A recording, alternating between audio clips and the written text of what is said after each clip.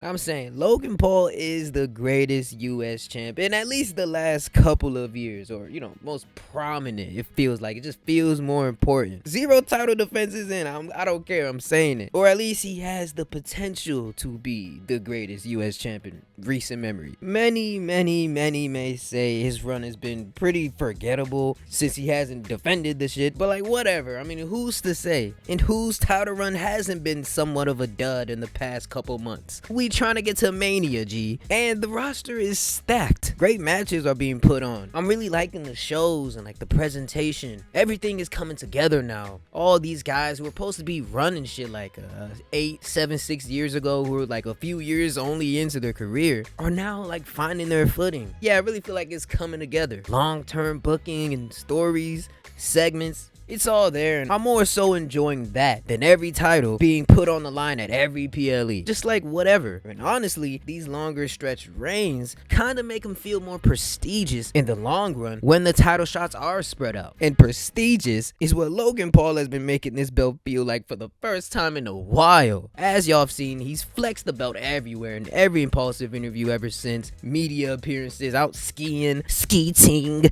elevating and making it feel hotter than it's ever been since like 2015, 16, or since like KO, ironically, or Dean, or really Orlando Jordan. The viral pics with it at the pawn shop with his girl on Christmas. I saw him on that show that my mom be watching called The News at a UFC event. Traded it with Patrick Mahomes. Like the way he's moving with this shit, you would think he has the big one, the undisputed universal mouthful fucking title. And honestly, at this point, who knows where he'll take it? At the top of his game, making it feel prestigious, or giving it some meaning, purpose, validity, things that the past 5 holders of it didn't do. It just felt like they were just holding it for the next person. I mean, when was the last time it was even defended on a PLE pre-Logan? And at this point, it has a definite Mania spot for the first time in a long time. He fucking put over the business after he whooped that damn bootleg Conor McGregor troll, declared his title shot, got it, won in Logan Paul fashion. He's shown nothing but greatness and prodigy like GOAT tendencies in under 10 matches. And I don't want to be that guy reiterating what everybody else says about him, surprisingly being so goated this early, but also you can tell he has a thing for it. I don't want to say passion and love, it might be a little too soon, but he's grown to respect this for sure. It's his thing now, and he's damn good at it. And honestly, will probably inspire a few more influencers, wink wink, we'll talk about it soon in a bit, to get into this. He's like the trailblazer of it all. And honestly, I feel like influencers should consider this route. It's right up their alley. Put it on a show, talking into a mic, getting fake beat up for everybody's amusement, put it on a persona and performance, and not immediately embarrass themselves, taking on real danger and no pay apparently in the influencer boxing ring. But we're not talking about that. With Logan Paul, it seems like more than that. He seems very grateful and appreciative of this opportunity in being given this spotlight and presentation. He has respect for this, man. It's clear. But it doesn't really play into his character, the kind of douchey, arrogant, overachieving jock he should be, but he's just like not in real life, which is kind of like the one thing I think they're doing bad. I mean, sometimes you see it here and there, but mainly, I feel like he should be playing off of the praise, the fucking meat riding he gets from everybody, it feels like, talking about how good he is every time he's out there, and like be cocky with it, like I'm better than you and you know it.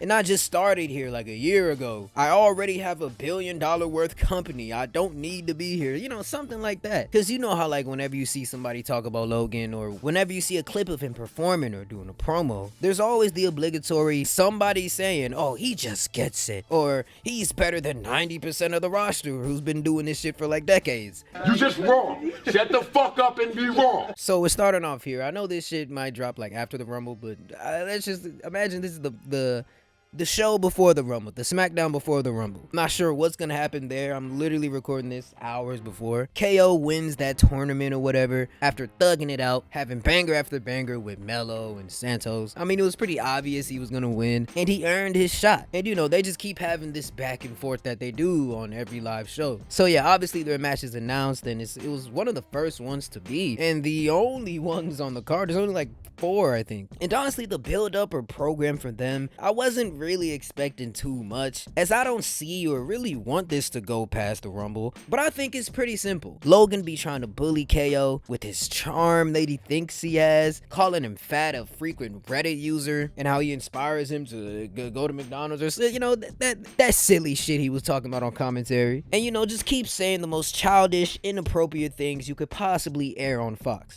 And then I wanted this to happen like yesterday. I mean, I'm not mad at the Performance Center fight they did, but I feel like one more segment or promo would have been needed.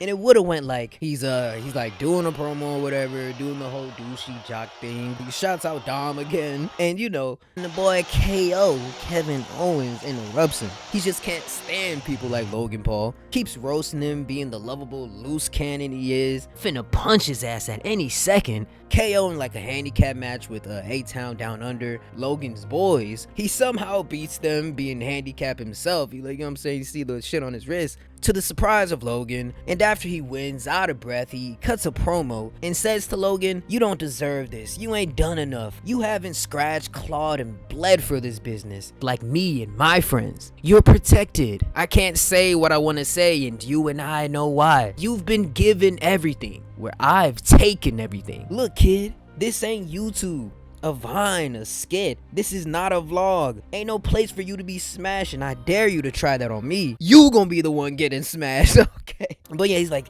this ain't a prank, a social experiment. Even any one of those weird 3 a.m. challenges. This is a, you know what I'm saying, looks at the wristwatch, 8 p.m. challenge. From me to you, making our match for the U.S. Championship an Extreme Rules match at the Royal Rumble. Logan checking up on A-Town Down Under, getting beat up by this slightly overweight handicap man, almost scared, but excited for the stipulations, accepts. Logan still at the commentary booth. He slams off his headset, is given a mic, and says, "Hey, Kevin," you know, does the whole heel thing or whatever, tells the crowd to shut up. The fucking Wizards will never ever win a game, DC. And it's like, this ain't the same influencer you stunned at Mania years ago. I'm a WWE superstar. And, you know, he accepts. He's like, "You're on," type shit. And then later that night, being the scummy, cocky, sly human being he is, Logan tries to go to Nick Aldis to cancel the fight, faking the injury with clearly bad acting skills, and is like trying to convince him how KO doesn't deserve this yet, and my leg really hurts, but he's like holding his stomach, and he's like, both of us are clearly not even at 100%. And you know, this makes sense for his heel ways, because he does this out of the stage, away from the crowd. You know, because like whenever you're out there, you're just trying to impress the crowd, you're saying whatever, that adrenaline or whatever. He goes to the back, he's with A-Town Down Under, and like they're trying to tell him like, "Yo, you might be facing Kevin Owens, but this is Kevin Steen we're talking about. Extreme Rules, the guy who came from the Indies. I don't think you want to mess with that, Logan." And he's like, "Oh shit, oh man, I'm kind of hurt right now. Actually, I got a meeting for Prime I got to attend on Saturday." He's like, I don't think it's gonna work. You know, kind of nervous and just coming up with anything to not do the Extreme Rules match. But Nick is like, "Nah, you good. I was just behind you watching you this entire time, and this morning you literally posted yourself doing fucking sit-ups and you know running on the treadmill, like doing some crazy ass shit. Nah, you good, my boy. See you there." Whatever. Logan tries to get out of it. He like posts on social media, this and that. But then like he has to show up, you know, due to contractual agreements that Nick has to remind him about on Twitter and social media. You know, it's funny. It plays up the whole thing. And KO getting this US title shot against this megastar that he clearly doesn't respect. It comes full circle, because I heard like KO had a historic reign before, like 8 years ago or so. I don't know, I wasn't watching. Could you blame me? But yeah, the match happens, and I don't know where it goes. Like, I don't want to make the Extreme Rules match or something. Like, obviously they use the environment, and pretty much the dynamic and story that's being told throughout is Logan showing off his overlying agility and skills he's acquired in such a short time. But I want to say mainly KO outshines him in this particular environment, putting him through tables and making Logan bleed brutally, like literally splitting his shit open. I don't know if that's a little too much. I mean, technically we're not on TV, but yeah, he brings out Kevin Steen for this hoe. But you know, staying true to Logan, you gotta have this match be a spectacle with high spots, tables, ladders, blood even. But yeah, you know, either way, there's no worries. I have no worries about the actual match itself. I know it'll deliver. And it's like blood. Like, this match needs blood. Like, something crazy has to happen here. It can't just be yet another Logan Paul singles match. And it's like, if you remember Fastlane, KO in his 858 match with Judgment Day, he was literally living for the violence and is literally a CZW alumni. I mean, come on now, MVP of that match. Like I said, it's technically not PG-TV because it's a Peacock PLE, one of the biggest of the year. So, like, I mean, you could probably get away with that. Putting on a spectacle of a show, highlight after highlight, a 5-star Meltman classic. And it's like, who better than with Kevin to, like, not only get him more acquainted with the game, but keep it interesting with this whole, like, stipulation. This could really work. KO, just don't land on my boy head, okay? Balance yourself. Alright, eventually, Logan being, you know, kind of, you know, reckless, like doing all the high spot shit that's impressive, he fucks up, you know, scriptedly, or like whatever. That makes him lose momentum, leads him to getting tossed out there, put through table after table, hit with chair after chair. Logan Paul is down and out. Kevin is clearly going to win in a few minutes with a few more moves. All he needs is that power bomb or that one stunner. And then Logan's brother, Jake Paul, jumps the barricade because, you know, he's at ringside. He is Logan Paul's brother. And once again, like Crown Jewel, sneaks to the hand of the dozed off Logan, putting those goddamn Forsaken brass knuckles on him. That, by the way, he's been using to win every match for the past, 3 times? Or, you know, if it's not Jake, it could be A-Town Down Under. I guess story-wise and building them up as like a trio or like good homies, it makes more sense. It makes a lot more sense than damn Logan's manager, possibly the tiniest white guy on this planet, running out and putting the brass knuckles on him and not getting his ass crumpled up and thrown out by Santos after that. Like, that shit didn't make sense. Either or, Grayson, Theory, Jake, somebody gives him the brass knuckles. KO doesn't notice, picks up that dazed Logan Paul, springs him off the ropes for that pop-up powerbomb, which after Kevin picks him up, Logan counters with a Superman one lucky punch mid-air.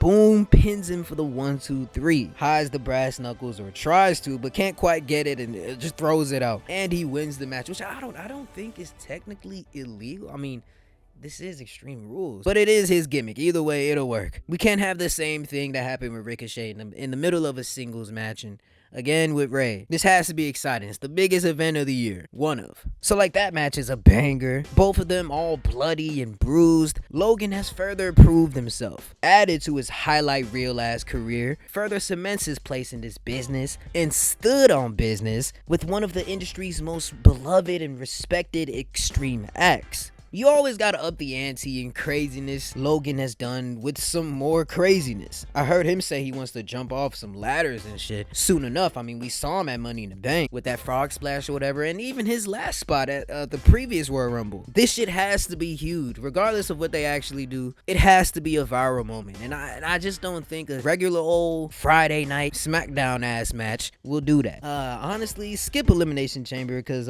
fuck that noise. Now, I ain't gonna say that, but literally, bro, for the people in Australia, it's cool. It'll start at 8 for them, but for us in America, I mean, it's literally gonna be early hours. It's not even gonna be dawn yet. It's gonna be like 2 to like 6 a.m. or some shit. To be honest, I ain't watching that, and I don't think I can. I don't think I have the strength to put my body through that. They did say he's gonna be at the Chamber. They did announce that. So I guess, I don't know, it's a 6-man spectacle. Wouldn't hurt. I don't know, like, maybe you could add a segment on the Grayson Waller effect of Logan accepting Theory and Waller as opponents in the Chamber, and it's like, oh, I would be honored to share the Chamber with 2 future legends of this business. Brothers, I love you guys. Y'all are great. The fans are hating it because there's no conflict or heat between them, as there should be. And because, if anything, they're just in there embracing each other in the ring the entire segment. They're figuratively blowing each other in front of everybody, and nobody wants to see that. And then the whole time in the Chamber, they're just tag teaming on everybody the entire match. But Theory and Waller have to get eliminated at different times by different people, obviously.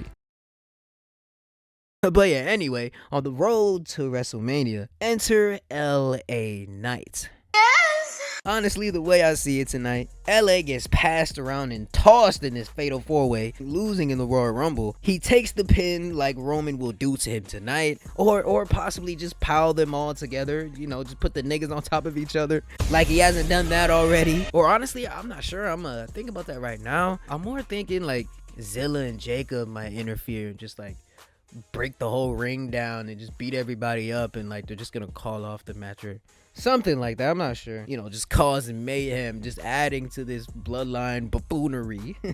Either way, LA takes an L. And after the events, or you know, maybe he doesn't get pinned because that'll kind of kill his momentum. But so it's like he gets demoted or delegated to that mid-card title, but it doesn't feel like that since he feels bigger. He is. And I mean, like, he's kind of cooled down since, you know, Survivor Series and the return of this guy, that guy, this controversy coming up. But regardless, he kept his nose clean. The volume of that pop has not changed a bit since this summer, and he main events damn near every SmackDown. So who's really getting demoted? Which I kind of liked how, regardless of all that, they were keeping him busy and in the main event scene. More around guys like AJ, Randy, Roman, obviously with the fatal 4-way. As it's like with that, the more important he feels, the more up his stock will be, to where him and the 5 megastar Logan doesn't feel lopsided. So after his devastating loss at Royal Rumble, LA has his sights on the next best thing.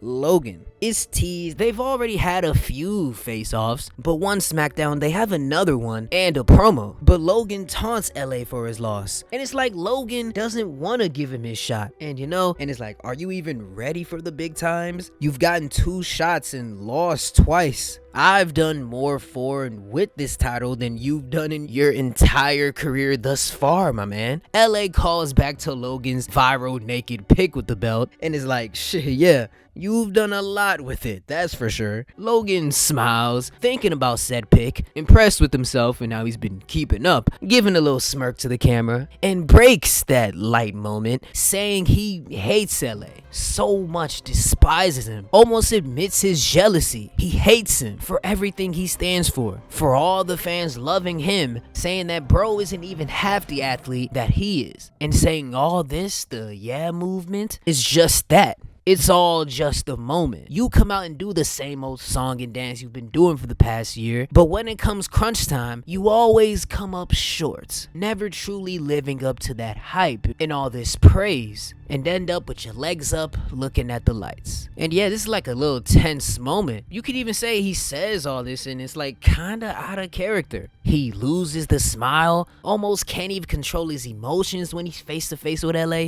and under the surface is afraid, saying why do you all love this washed up 40-year-old nostalgia act and not me, the top rising young prosperous icon? I don't get you people, you all are so stupid sheep. Gosh. Logan continues to say all this cause Knight, you, this grown-ass flash in the past wannabe, you're a one-hit wonder. You just can't hack it. And then after a little pause, LA says, you probably want me with my legs up looking at the lights, you little freak. Yeah. The crowd erupts into laughter, and even Logan a bit, before shaking his head, smirking, and he walks out the ring after saying, let me know when you actually win a PLE match, and maybe I'll think about it. Laughing in the face and just mocking the Maryland native. Maryland, not LA, not California, Hagerstown. No, protecting his time and having this ego. He doesn't even want to give LA the time of day. But it ain't that easy. And whole time the reality is they both know he's earned it. They both want it, need it at this point in their careers, and LA's just persistent with it. There's a guy by the name of LA Knight. Yeah.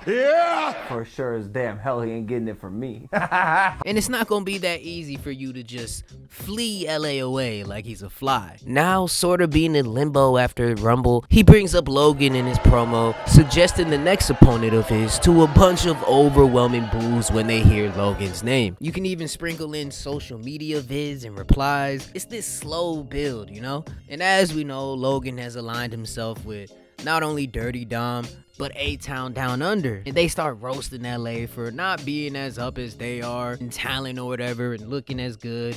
Pause. Talking about, oh, how his time is probably almost up. They're all under 35. So, like, you know, teasing him, cooking his ass for being old and unoriginal. They've always kind of had that tension, right? LA just sat there and watched Grayson almost catch a case. And, like, yeah, like, called him the most craziest shit ever on national TV. I just get the feeling you're not allowed within 50 yards of a school, you creep.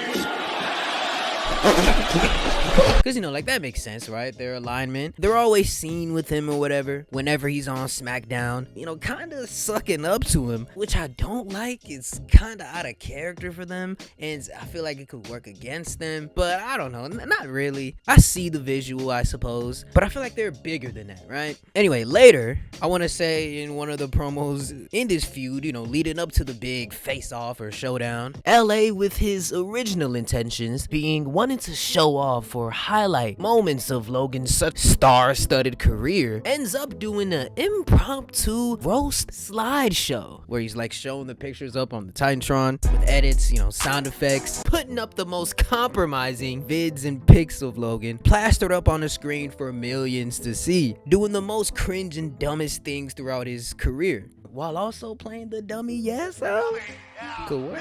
Bring back the button. It's a good time for everyone. Comedy gold. Literal prime rock type shit. Even got the commentary team bursting in laughter too. But it's embarrassing for Logan. And if there's anything Logan wants to be in this business, and for like one of the first times in his career, is be taken serious. Seen and respected as a top star, a talent. Not the cringe social media joke that he used to be. And if anything, he really wants to distance himself from that. All these moments are all moments he wants nothing to do with now. I guarantee it. Logan is mad. He's pissed. Logan gets mad on IG Live with no comments because we don't want that. He and A-Town Down Under are backstage plotting to attack LA, which they do. Find him in catering or some shit. Maybe through Grayson's phone, if anything. And he's all riled up and he's all like, oh, so you want to use the past and dumb stuff I've done when I was a kid to embarrass me in front of millions in my profession? Okay, let me embarrass you. And throughout the live, they're just going around the arena looking for him. You can add some banter, background people, make it seem real, like build up to it. Some cameos in the back, kind of like the PC vid. They catch him lacking and injure him. It takes LA off TV as tweets of reports go surfacing around, adding to the now stigma and curse this company has right now, with top guy after top guy dropping like flies due to injury, really building Paul as a convincing heel, making him miss the next week of SmackDown. The IG Live is played in the middle of the show like it's breaking news mid-show. The announcers just cut to it, just adding to this boiling tension. Next week, Logan's in the ring talking about his greatness or whatever and how bad he feels about LA's sudden injury and just how brittle his bones probably are, cause he's just so old, you know, like just fake laughing and shit. It's just the most diabolical, maniacal, psychological, whatever. LA comes out, huge pop, and it's an actual surprise because it was unannounced, unspoiled by these oh so reliable sources. And when you think he's gonna fight or use fighting words, he doesn't. But LA eases the tension since he says, you know, since I'm the wiser, older, in which Logan cuts him off and says, yeah, much older, yeah. LA no sells that, pushes it to the side. It seems like something has hit LA, and it's like, I shouldn't have came at you like that. Now relax, I'm not kissing up to you, and I may not like you, but hey, but boy is this some good stuff. As an employee or someone on production staff brings out a whole table of prime, talking about how it helped with his recovery and like, you know, just whatever. So like throughout I want to say like LA takes a sip and name drops each of the flavors and says, yeah, like grape, yeah, kiwi, yeah, cherry, yeah. He must have hit a sweet spot with the Maverick. Ironically, Logan seems amused and starts to warm up saying, hey, you not that bad, old man. And then LA like cuts him off and he's like, hey man, you gotta try some of this. Logan tries to walk out of the ring to join him as LA is at the front, you know, at the entrance right at the Titantron. And LA's like, no, you stay there, my friend. I might mess around and hit you out of instinct or something. Chill, like stay there. I'll bring some to you. Logan kind of confused but still amused and liking how Prime is being promoted on the show, sorta. Looking at the crowd for approval and telling them like, oh, himself and how, yeah, he's right. Like, this stuff is good, guys. Like, drink Prime. LA then asked Logan, what's your favorite flavor? Like, what flavor do you want? He's like pointing at all the Primes. What's your favorite? How do you take your Prime? Logan answers, actually lemonade, but gets cut off as LA says, nah, don't even worry about it. I know exactly how you take it. LA just kind of stands there and like it's like this little silence, like they're just waiting. Logan standing in confusion. Nobody really knows what's going on. And then out falls a waterfall of Prime hydration into the ring. Like, maybe I want to say like one after another as Logan is slipping and falling, getting in his eye. Kind of like how the Spear Squad and like the DX promo, kind of like how that went. They were just playing around, having fun in there. Logan's coming out of his shirt, like, you know what I'm saying, like trying to cover himself. He just falls in the most ridiculous ways possible. LA taunts Logan while this is happening, talking about how he loves Prime. He gets some mouthwash out to get that yucky Prime taste out his mouth, and it's just an A1 chess move. LA music plays, segment ends. I'm goated. And it's like, with this, it should really show off like how much they're putting into this feud and how good and witty LA is on the mic. It should really showcase that attitude era like side of him. And it's like, he doesn't need to win a Royal Rumble, let alone a fatal 4-way match against 3 actual former champions, because he's a star and he's a big star without that, in which it only makes sense for him to work with Logan. Eventually. One regular, just like regular, like nobody thinking a thing of it. One regular Impaulsive podcast episode with obviously Mike and Jack. Pause. I want to say Nina, Jake, and Logan. Duh. It's regular. Jake and Logan catching up on boxing, social media, business, and life. Jake Paul is actually the big guest for whatever reason they be doing that. Like any other episode, just another talk. And it starts off with Logan remembering the night or week before as Mike asks him about getting a taste of his own medicine. Logan is like, Prime is great and does a lot of stuff for you. Gets you your electrolytes, gets you gym ready, and there's only 2 grams of sugar. Drink Prime. But bathing in it is not what you want on you, especially when you trying to do your thing in bed with your partner. Nina T-poses. The convo carries on as Logan mentions to everyone else on the pod, showing how he's trying something new right now as a new camera angle can be seen, with someone on the outside obviously not getting in the way of the standstill cameras, moving around throughout the interview, kind of like how the Breakfast Club do their thing with the handheld POV. They like introduce the guy, like kind of tease him as he goes around the set, getting different angles of the host. Keep this in mind. 20 to 30 minutes go by as, like I said, they get into regular conversation, and where I want to say like somewhere in the middle, there's a part in the convo where Mike kind of hints at Logan constantly cheating to win on the pod, which then Logan kind of scolds Mike for saying that. You know what I'm saying? Like when he does that long pause just looking at Mike and it's like, hey, I take advantage of the situation. Don't question me.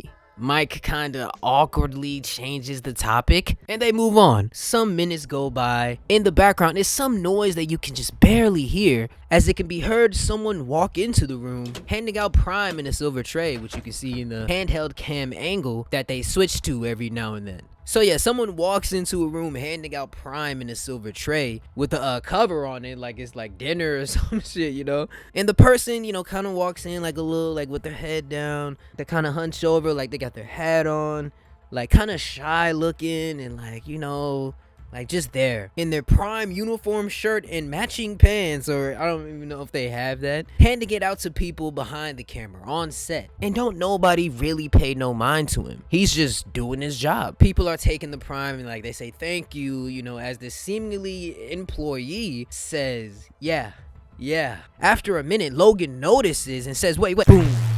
The podcast episode ends. The episode ends like that. This leaves fans curious, worried, and intrigued about what happened, as it remains unknown for like a couple of days. Drama alert posted, Dexerto, it goes viral.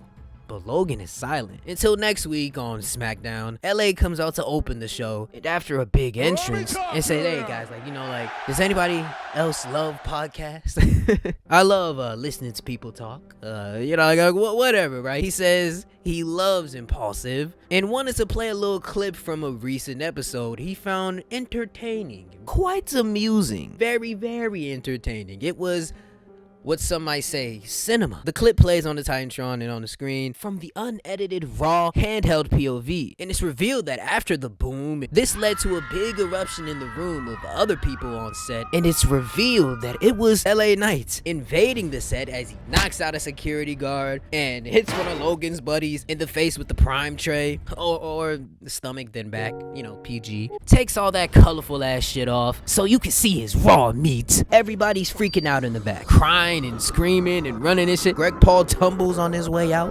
cracks his head. I want this to feel reminiscent of H running up in Randy's sitcom built ass crib that one time. LA then runs up on Logan as Logan is visually seen like disturbed and like resistant, kind of flinching a little bit, anticipating that beatdown. Mike is just frozen stiff, but Jake Paul jumps in the way of LA, defending his big bro Logan, and says, "Hey, boy, you don't want none, back up," you know, or, you know, some shit like that. I'm not good at writing lines. LA just stands there. It's like this little tense moment. He cooks all of them easy, flirts with Nina a bit, but ends the debacle, finally challenging Logan. "You know that I'm the money fight, and I'm the only one you want, but you just can't afford to lose, huh? Not at Mania. Not to me, a real man. Boy, let's settle this. Unless you want this happening every week, cause I ain't got nothing but time. This old body's hanging in there, huh? What do you say, boys?" Looking around at all the damn corpses he just beat up to death, all the poor, scared, regular people, you know, like when H was walking up on the most AI-generated white people of all time in that damn house. Logan is reluctant, but Jake is pissed, you know, with all those steroids he be taking.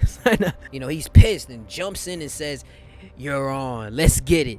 We'll see you at the contract signing." LA replies, "You better be ready, cause come Mania, the true blood pro wrestling megastar is gonna be champ," with his hand raised, with everybody screaming. LA Knight gets closer to Jake's face, nose to nose.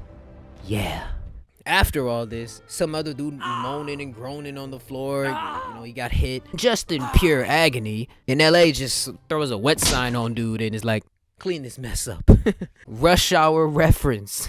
Because I think like the prime gonna spill off of the tray. But yeah, after that video ends, LA says, "This is what you didn't see." And it's like, "But you ain't seen nothing yet." And it's like, oh, the music playing, oh shit. Next time, the last segment before Mania, Nick Aldis, Nick finna punch all this dick in you, is hosting the meeting between the megastars. They sit and immediately sign the contracts and begin to have a 5-star promo, exposing each other's weaknesses and picking at each other with this wit and intensity unlike any other feuds in their career. It's like this is a big moment. LA hints at Logan Paul and this whole WWE, his whole run with the company, this venture being a scam. And with being given so much by the company, you know, with his presentation, big looks, big matches, literally his first singles match was with Roman Reigns, earning a lot of that chili, I'm sure, without really working that much of a schedule. He questions why he hasn't yet given back to the fans, cause that seems to be an also reoccurring theme with you.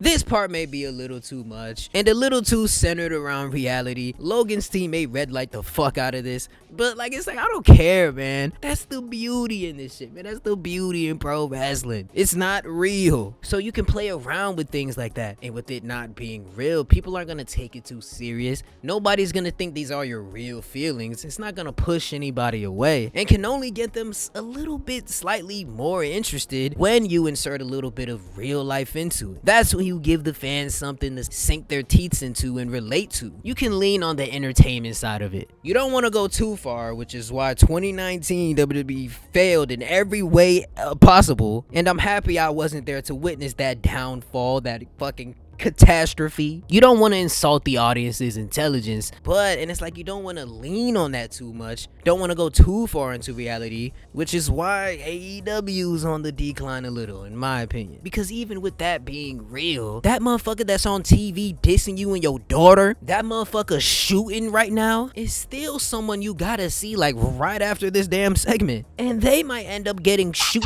like it is shot in real life because of it. It is sort of this fictional alternate alternate reality of the non-fictional world. I mean, I don't know. And with Logan, the reality is, if it doesn't have anything to do with Prime or boxing or anything athletic, people don't like him. They call him insufferable. His podcast is called Impaulsive for a reason, because he made a very impulsive decision that one fateful day on that country in Asia. And all those words that, you know, I don't find any truth in. He's grown so much since then and is truly a mogul, a modern day GOAT, inspiration. But you wouldn't think so reading these comments. But yeah, back to the promo. Logan gets the better of him though, picking at LA's age and lack of success thus far, not even having any gold within his run in the company as long as he's been a part of it, with Logan going on to say how this is actually his 4th Mania appearance. He's damn near a vet at this point. How about you, Grandpa? Let me break it to you straight, La La Knight. Broken skull, great one head ass. This is your biggest moment. He's gonna send him back to the bingo halls or wherever he came from, back to doing extra work on a goddamn Tubi TV show. And how this is my home. I'm a superstar, a megastar. You're just another wannabe with a few catchphrases. And like after this big pause, like this big tense moment, LA says he's only getting started, and how he's not old, but he's seasoned. And how at Mania, he won't need to be compared to that guy or that guy. Ain't gonna be no more nostalgia act. He's making his name now. And the way he's gonna go about doing that is by taking out possibly the hottest young dumbass in the industry and moving on. Everyone thinks Logan is dumbfounded, like doesn't know what to say after this one. But after another pause, he picks further, hinting at a silver lining, saying how, hey, you're not so bad. This has been pretty fun. Probably the most fun I've had in a while. And it sucks how this all has to come to an end and I have to end you after Mania. I like you, man. The yeah stuff is great. But hey, after this footnote is written in my career, hey yo, you could actually end up on a winning team for once in your very long lifetime. I was thinking in a sort of manager role. You know, something a little more your speed. Max. Cutting deep, referring to LA's old, very shit gimmick that should never be name dropped again. Logan then gets cut off as LA starts attacking him, getting a few hits in on Logan as the fans are just loving every moment of his pain, with the fans screaming yeah with every strike. But Jake Paul is there the whole time and he pulls LA off him. Nick big buff ass run out the ring as he's gonna have a match with Roman this coming year. I mean, it's not a part of this story, but I'm just saying it's gonna happen. They've been bumping heads way too much. They gang up and beat him down a bit, and as Logan holds LA's arm behind him, Jake starts going off and giving a few to his body. Somehow LA breaks out, getting a few more hits in, but is outnumbered and overwhelmed by the Paul brothers as they both get the upper hand, jumping him. Jake holds down LA, squeezing his face while smacking him around as Logan clears the contract table. Logan throws LA to the ropes and then picks him up as JP catches him for a 3D through the table. They celebrate and stand over LA's corpse, with Jake raising Logan's hand as he holds the title. Is this foreshadowing for what's to come this Saturday? LA Knight coming into WWE, they love him. I hate that they love him. They love him, dude. And they hate me, and they hate that I hate him. Yeah! I don't think he gets my thing, and neither does the WWE Universe. He sort of speaks for them, and they appreciate the time and the fact that he's earned it, and I'd love to take all of that away from him in one night. Logan Paul's been doing this, what, about 3 minutes? And I've been doing this for about 20 years. So no, if I got a little taste of it, and if he happens to walk in my path again, he Careful, might get that is my close personal friend you're talking about. Please be respectful to my close personal friend Logan Paul. He's done a lot with what he's been given in the business, but he's been given a lot, and that is the key.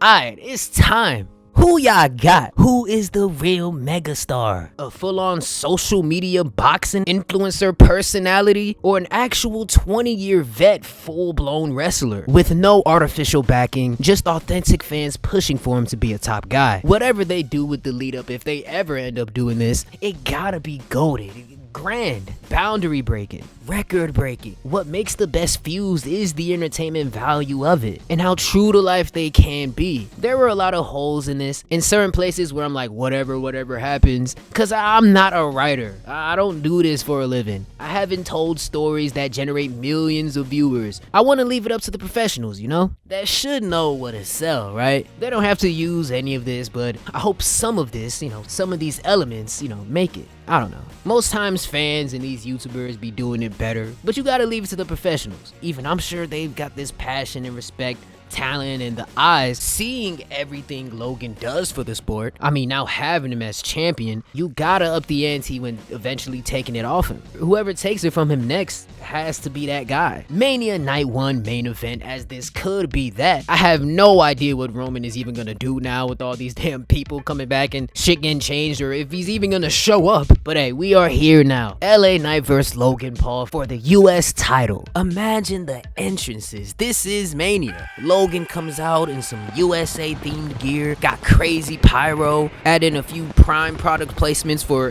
good measure. But one thing to note and really take away from this entrance is that if you notice, he's not as braggadocious and grand like he was at the last Mania. You can obviously tell within this entrance, you can see he has a chip on his shoulder. He's a little tense, as how couldn't he be? Everybody is rooting against him. And after that, when LA comes out, he's the definition of aura. Doesn't even need the extra pyro, aerial zipline rope, a marching band. Doesn't even need to lift a pinky. And still got the people saying yeah. As they stare down when the bell rings, it's this big, huge moment. And the match begins. Fans are clapping, eager, and anticipating what's to come. Logan, being the natural athlete, genetic freak he is, Logan immediately rushes into it. He's running circles around the 40-some-year-old LA. Out leapfrogging LA as he runs out of breath. There's crazy moves. Logan records another frog splash, saying, "This is my time now, boy. I can't believe you had me fooled. This too easy. How's my pose, Max?" Dumping prime on him, mocking his catchphrase and emotes, vocalizing his confidence, really trying to reassure not only the crowd, but himself more than anything. That yeah, like I could do this. I'm him. I'm the megastar. Being the, like I said, cocky, athletic prodigy he is known to be. But as the match goes on, you start to see this dynamic play out. LA's vetism begins to shine, and he starts to get the upper hand. LA starts winning the lockups, gets those yeah punches in, outworking Logan's athletics with his 20 years experience and all that, and he's pretty solid in the ring. I feel like people don't give him that credit just because he's such a personality before wrestler. Like, they forget he's actually pretty solid in there. Has his own move set, signature moves he's good at, and can do quite the flip. But you know, not that many because it's just not necessary. He's pretty good in there. And with Logan, it's like throughout the match, I really want to put emphasis on this, just so one can buy LA as the babyface and guy you really want to root for. As if the story didn't do that enough. It's like he has to wrestle like a heel, you know? I get the athletics and the spectacles he's trying to put on, doing high spot after high spot, but as we know, that's not sustainable in the long term. I mean, it does create fire moments and are great clips for highlight reels, but what really connects is the nuances and, you know, the pauses in between. You know, like just trash talking in the ring. Little things you don't think about, that's what really connects and leaves a lasting impression on the audience and makes the better match. Like, he should be mushing his face and doing that split thing with the flex, holding on to submissions longer than usual, taking long pauses and even victory strides after down in LA with cheap shots, and when the ref is not looking, get some illegal shit on him. I don't know, and like that stuff is pretty basic, but stuff like that, play up the athletic, talented jock that doesn't follow the rules, conceited role. And I mean, like I said, he plays the heel role well on the mic, and with the little things he does with his faces and crowd interactions, but it doesn't show in the matches themselves. All these damn flips and amazing moves makes you want to cheer for him, if anything, and that's not what you want. Just more attitude, more nuance, more character stuff. Like Taker said then in the match, A-Town Down Under come running down the ramp to Logan's aid ringside. The ref is looking at them, scolding them, as we see Jake front row and center, like at that Ronda seat at 32 or 34, was it? I mean, this is Mania. He hops the barricade once again as the mayhem is going on while the ref is occupied and gives Logan those damn brass knuckles that he takes and shoves down his pants real quick. Logan and Jake even get some cheap shots on LA while the ref ain't looking and is busy with A-Town Down Under. And then the ref eventually sees Jake, puts 2 and 2 together, aka knows that they're brothers, and throws him out of the arena, doing that fire ass dope emo where they just like flail their arms, telling security to take him out, which is like a huge moment, and the crowd cheers, goes crazy. You know, when the crowd starts a "fuck Jake Paul" chant, the announcers call him the problem child, he's causing problems. Logan and Jake are just left pissed with their hands up. Security takes Jake out of the arena, and LA uses all this time that has gone by as he's gotten back to health and takes this opportunity to get some shots in on Logan himself. You know, those yeah punches, and the match goes on, blah blah blah. Eventually, while the ref is distracted by the antics of A-Town Down Under, Logan then pulls out and tries to use the brass knuckles, but LA, knowing his tricks, this being the 3rd time he will try to use it, sees through this and grabs his hand and tries to take off the brass knuckles, and they're like fighting over it, and somehow it comes loose and falls to the mat. LA hits a move on him and Logan is laid out. LA just stands there and looks at the brass knuckles on the ground. The crowd is going crazy. He's looking around, letting this moment that could change everything, letting it all sink in, and he picks them up and puts it on slowly. Logan slowly wakes up from his daze, sees LA, and while he's sitting down on the mat, you can see him cowering away slowly, like begging him, like, yo, chill. Logan then quickly gets up to get the attention of the ref, who's just probably having a full-on conversation with A-Town Down Under, asking him what they about to have for dinner and shit. You know, he's occupied with, you know, the things they're saying and doing, and Logan's aggressively and fastly tapping the ref like a school kid, like, look. And as Logan and the ref both have their backs to LA takes off the brass knuckles, throws them out, realizing that he doesn't need them. He's much better than this low-life kid, and cause aka baby faces don't cheat. And as both the ref and Logan turn around, LA sticks up his middle fingers at Logan, hits the BFT for the 1, 2, 3. LA wins, hopefully sanitizes that belt to the max. LA becomes an even bigger mainstream star to even casual fans. He can feud with a Karrion Kross or something. And Logan does, I don't know, something else, I think. Goes on to fight Slim, because I know he said he don't want to box anymore full-time and wants to be a wrestler right now. But I feel like that's wrong, and as that's kind of his whole appeal here. I mean, not really the whole thing. I mean, you know, he is an influencer first, and, you know, just a great talent, a great athlete. The greatest celebrity crossover star of all time when it comes to this, hands down. But a break wouldn't hurt, at least away from TV until the SummerSlam and shit, and can even make a comeback with Jake, as he says that he'd maybe want to get into this one day, and it'd be like a new era. It'll freshen things up. But you know, with like the whole one lucky punch and the whole brass knuckles gimmick, it's centered around him boxing. And you know, with him bringing up that Floyd Mayweather fight, that damn glorified sparring session, you know, it's somewhat a part of it, and he should keep that going. Because despite him saying he's retired from it, which every known famous athlete always says, and even more famously never really do, I mean, they be right back on it the very next day. Hey Fab, I'ma kill you. But yeah, another appeal to Logan Paul's draw is his appearances and him being a part-timer yet so talented like he is, and having him be a full-time, like on a full-time schedule on every show, I personally think would somewhat hurt that, lower that value. And you know, with here and Logan's run with the title, there's great stories, great matches, great alliances, great, you know, enemies he's made, fire segments. This will be a dope run. And you know, it's not fucking long as hell, it doesn't have to be. And you know, since he wants to be liked and respected, clearly with how he presents himself, and this run should do that for him. But now LA's gonna carry that on, continuing to elevate that dead-ass US title that, you know, it was and now won't be after this for a while. And yeah, I don't know, I wanted to include this somewhere where Logan is like mocking LA's music comes on, and you just see Logan come out dancing and looking all goofy in like a night suit, swinging the sword around like he drew or something, like hut, yeah. And it's like, hey, you get it, Byron? I'm a LA Knight. you know, since I'm actually from LA.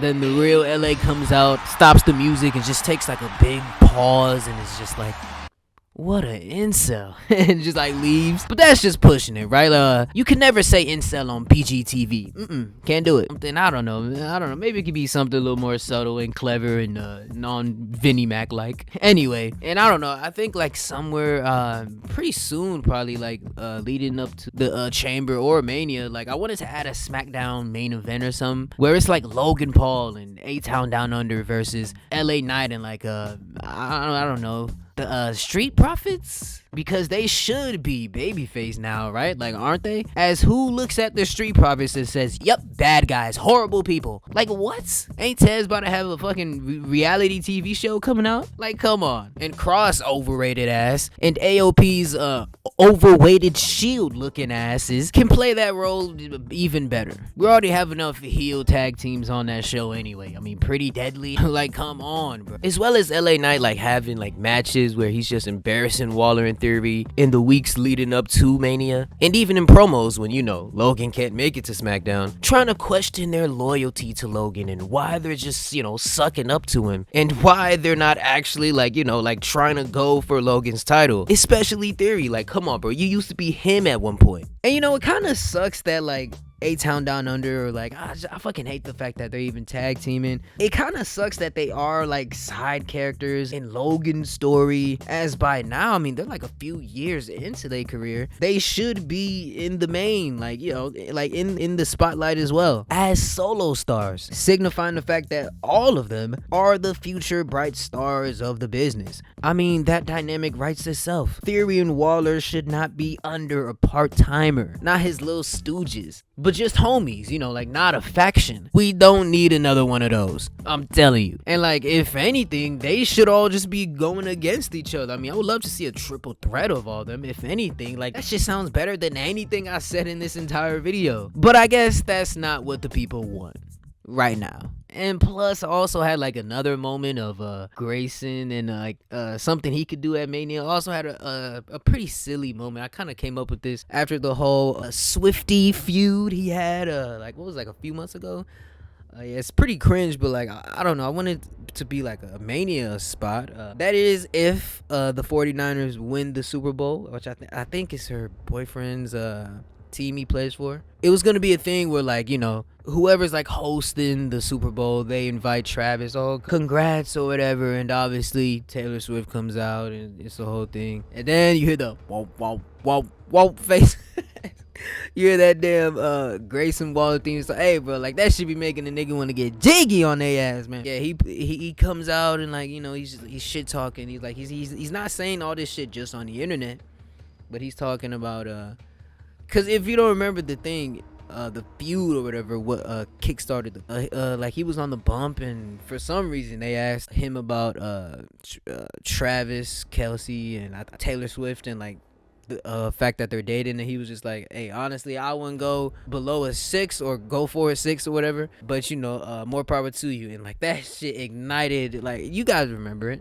But walks down, starts talking shit to Taylor. I mean, because that's who everybody really cares about. But he's just talking crazy to her, like to her face. In her face, the biggest pop stars of all time. One of them starts talking crazy to her. He's like, man, you know what I'm saying? You cool, but like this chick, man, like her fans are crazy. She's overrated. Whatever. Like, why is she even here? Always trying to take some spotlight. Goddamn stupid hoe. Grayson is seen like taunting the crowd or whatever, getting booed to shits. And then Travis turns him around. Then Travis just bops this shit. He's out cold, or he just like out like dazed, like touching his face. And Travis picks him up, puts his arms behind his back. Taylor gets to kick him in the nuts or something. And it's like this big moment. They're like fucking celebrating over his corpse at Mania, and you know the profession he does, and like they're the one getting the pop. I don't know. I'm sorry. Like I said, man, I'm not a professional. We should probably leave it to them. You should Or like, I don't know, the Chamber, I'm not sure. I'm really not sure what this dude should do at the Chamber. I was thinking like a tag team. Nah, Dom is really on Raw. They did that fire promo with Samantha and Ricochet. That shit was fire, man. Like, this guy's really so good on the mic, man. This guy really makes me, he's really like reeled me in some more on the products, bro. Logan is great. Like, he just seems so natural out there, bro. But and at least let Grayson shine at Perth a bit. It is Australia. He's more than earned it. I don't know. That's the beauty in it, though, isn't it? I don't know. I'm done.